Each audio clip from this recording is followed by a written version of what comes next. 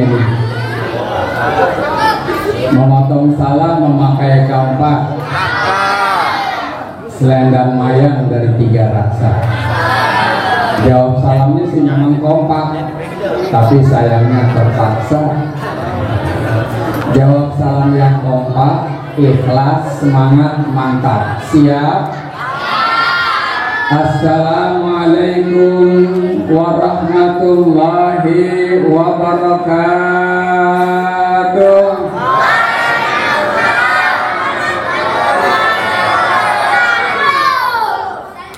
Bismillahirrahmanirrahim. Alhamdulillahilladzi waqafa.